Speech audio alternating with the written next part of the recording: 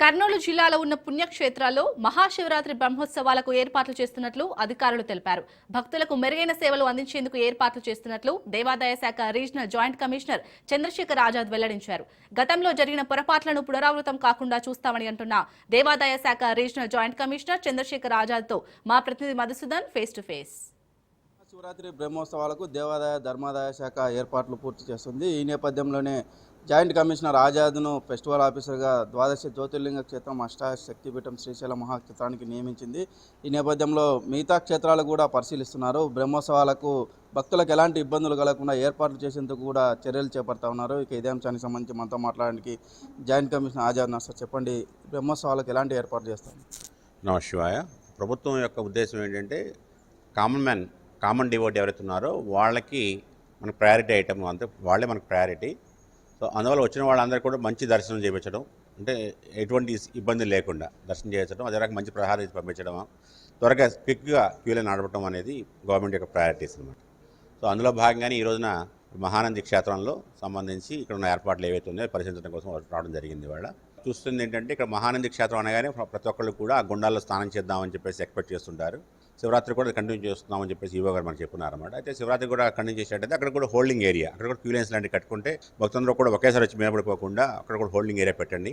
అదే రకంగా ఆడవాళ్ళ డ్రెస్ చేంజింగ్ రూమ్స్ కూడా కొంచెం పెంచండి, ఇటు పక్కన కూడా అడిషనల్గా కూడా పెంచండి అని చెప్పి. అదే మగవాళ్ళకి కూడా డ్రెస్ చేంజింగ్ రూమ్ పెట్టండి వేరేగా ఒక లాట్ లాగా. ఎందుకంటే అందరూ కూడా బయట బహిరంగంగా కనపడుతున్నారు. వాళ్ళు అండర్వేర్ వేసుకొని బనీలు వేసుకొని అలా కనపడకుండా వాళ్ళు కూడా చాట్ అనేది పెడితే బాగుంటుంది అనేది కొన్ని సూచనలు ఇవ్వడం జరిగింది. అదే రకంగా క్యూ లైన్ కూడా పరిశీలించాము. అదే రకంగా కొన్ని క్యూ లైన్స్లో పెయింటింగ్స్ కూడా సరిగా లేకపోతే వెంటనే స్పీడప్ చేయండి అనేది, శానిటేషన్ కూడా బాగా ఇంప్రూవ్ చేయమని చెప్పేసి కూడా మనం చెప్పడం జరిగింది. అదే రకంగా ప్రసాదాలు కూడా దేవస్థానం గత చరిత్ర చూసుకున్నట్లయితే, గత సంవత్సరం చూసుకున్నట్లయితే దగ్గర మరి ఒక శివరాత్రి రోజున 1,00,000 లడ్డూల వరకు అమ్మినట్టుగా వాళ్ళు చెప్తున్న రికార్డ్స్ ఉన్నాయి వాళ్ళ దగ్గర. సో అందువల్ల లడ్డులో ఎక్కడ కూడా క్వాలిటీ కాంప్రమైజ్ కాకుండా, ప్రభుత్వానికి మన చెడిపోయి రాకుండా, అదే రకంగా భక్తులందరూ కూడా చాలా హ్యాపీగా ఉండేటట్టుగా సాటిస్ఫాక్టరీ దర్శనం కల్పించండి, అదే రకంగా మంచి ప్రసాదాలు కూడా అందజేయండి అని చెప్పేసి చేయడం జరిగింది. ముఖ్యంగా శానిటేషన్ ఇంప్రూవ్ చేయండి అని చెప్పేసి ఈ సూచనలో చేయడం జరిగింది.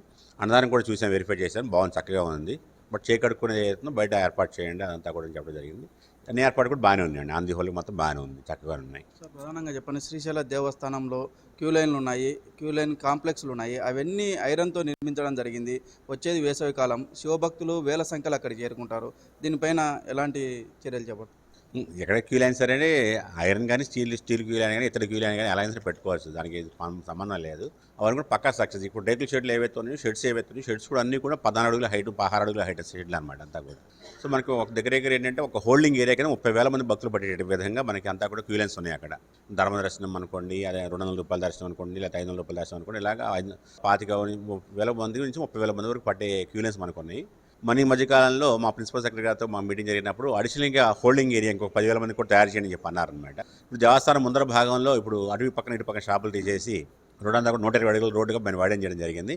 ఆ 120 అడుగుల రోడ్లు అటు పక్కన 30 అడుగులు, ఇటు పక్కన 30 అడుగులను కూడా మనం ఇప్పుడు హోల్డింగ్ ఏరియా తీసుకోవడానికి అవకాశం ఉంది కాబట్టి అది కూడా హోల్డింగ్ ఏరియా చేయండి అని చెప్పన్నారు. అంటే భక్తులు ఎక్కువ మంది వచ్చినప్పుడు అక్కడ ఉంటాయి, హ్యాజుల బదులు ఎల్లబడితే అలా రావడానికి వీలు లేకుండా. సో అదే రకంగా అక్కడ అమ్మవారికి స్వామివారికి సంబంధించి మొన్నటి వరకు ఎలా ఉండేది అంటే, స్వామివారి పూజ అయిపోయిన తర్వాత అమ్మవారికి పూజ అనేది మనం లాస్ట్ ఇయర్ అలా చేస్తున్నారన్నమాట. యాక్చువల్ ఎందుకంటే అక్కడ అర్చకుల మేము వాడిని అడిగితే వాళ్ళని కూర్చోబెట్టి సాల్వ్ చేసామని జరిగింది. గత 10 ఏళ్ళ నుంచి కానీ 15 ఏళ్ళ క్రితం ఎలా ఉండేది అంటే, రెండు కూడా ఒకేసారి సైమల్టేనియస్ స్టార్ట్ అయ్యాయి అనమాట. సైమల్టేనియస్ కానీ ఒక్కోసారి ఎండ్ అయ్యాయి. అక్కడి నుంచి మనకి ఏంటంటే క్యూ లైన్స్ స్వామివారికి దర్శనం చేసుకుంటారు. మనం 2:30కి తెల్లవారుజాము 2:30కి మనం ఓపెన్ చేయడం జరుగుతుంది దేవాలయాన్ని. ఫస్ట్ ఆ గంట సేపు కానీ మనం ప్రజలు తట్టుకోగలిగితే మిగతా అంతా కూడా నడిచిపోతుంది, సాధారణంగా నడిచిపోతుంటుంది. సో అందువల్ల ఆ టైంలో 2 అమ్మవారు స్వామివారి ఇద్దరు కూడా తెరిచి ఉండేటట్టుగా ఏర్పాటు చేసుకోవడం ఒకటి. షార్ప్ 2:30కి దేవస్థానం ఓపెన్ చేసే విధంగాను.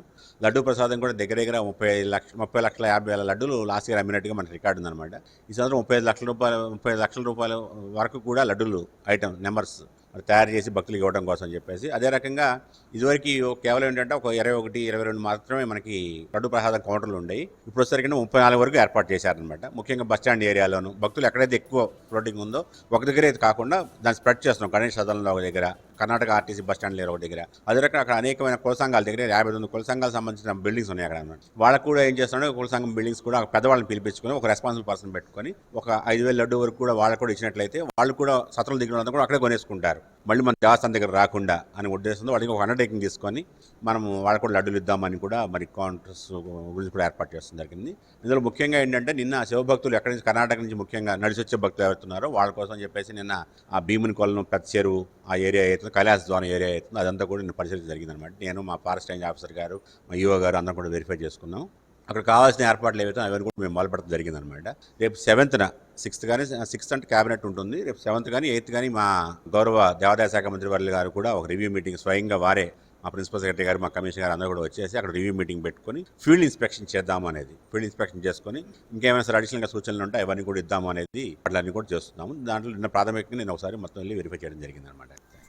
ఏదైతే సామాన్య భక్తులకు మాత్రం పెద్దపీట వేస్తున్నామని చెప్తా ఉన్నారు. శ్రీశైల దేవస్థానంలో ఈ నెల 19 నుంచి వచ్చే నెల 1 వరకు బ్రహ్మోత్సవాలు నిర్వహిస్తున్నారు. 23వ తేదీ వరకే స్పర్శ దర్శనాలు కూడా ఉంటాయని చెప్తా ఉన్నారు. వీడియో జర్నలిస్ట్ శివశంకర్తో మధు, రాజ్ న్యూస్, మహానంది, నంద్యాల జిల్లా.